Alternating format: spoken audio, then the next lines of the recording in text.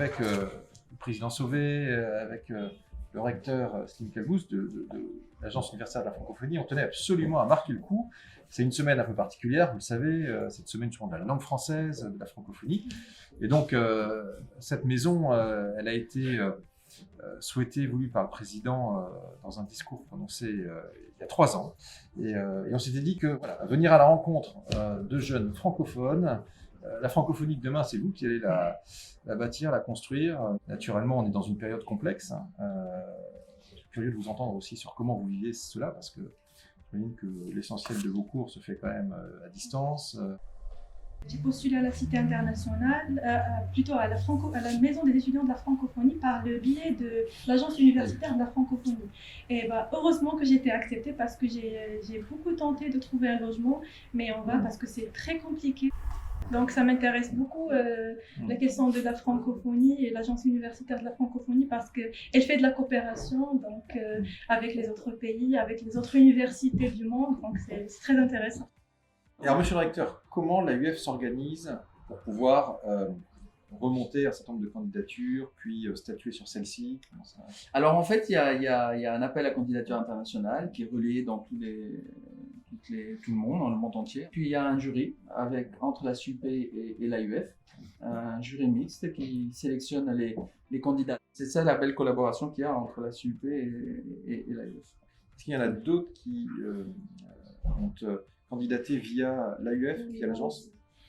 Moi, je viens de l'Université Saint-Joseph de Beyrouth, qui est membre de l'AUF, et je suis inscrite en doctorat au CNAM de Paris, donc qui est également membre de l'AUF. Absolument. J'ai choisi la France parce que j'ai fait mon master à l'USJ en partenariat avec l'Université de Tours, qui est l'IAE de Tours. Donc j'ai eu 2 diplômes, un diplôme de l'USJ et un diplôme de l'IAE de Tours. Donc ça m'a encouragée à venir en France. Et de plus, mon directeur de thèse, c'était mon prof à l'IAE de Tours. Donc ça aussi, ça m'a aidé.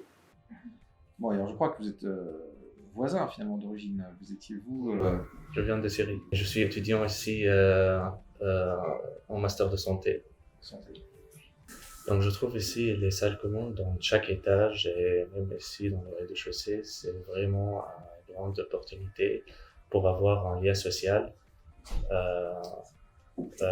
Et on peut échanger avec les personnes. C'est pas comme chaque personne il est dans isolé, oui, exactement. Oui, c'est difficile encore pour trouver un stage maintenant, pour valider le master. Et c'est vrai que la question des stages est préoccupante parce que le télétravail, la réorganisation du travail, il y a une adaptation de l'enseignement, mais il y a souvent une partie pratique, il y a des stages pour faire valider des cursus et toute la réorganisation sociale autour du Covid rend très très prégnante cette question qui émerge. Et d'une manière générale, toutes les entreprises, les cabinets, etc., qui accueillaient des stagiaires, avec le télétravail aujourd'hui, ça a sans doute été un facteur de restriction. De restriction de l'accueil des stagiaires, d'où la difficulté pour les étudiants de tous les côtés. Alors Jean-Alex, on l'a pas entendu. Bonjour à tous, moi je suis Jean-Alex, donc j'ai 26 ans et donc je suis de nationalité française et donc mes parents sont d'origine cambodgienne. Et donc je fais des études à Paris en design. Je sens chanceux d'être le président de la Maison des Francophonies parce qu'il me tenait à cœur de participer à une vie collective durant cette pandémie et aussi pour côtoyer en fait une communauté internationale. Merci beaucoup d'avoir pris un peu de temps avec nous.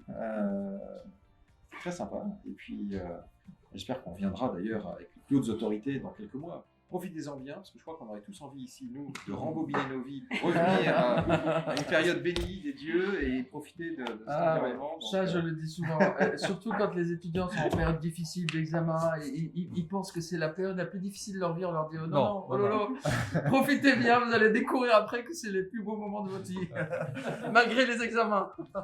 Merci beaucoup.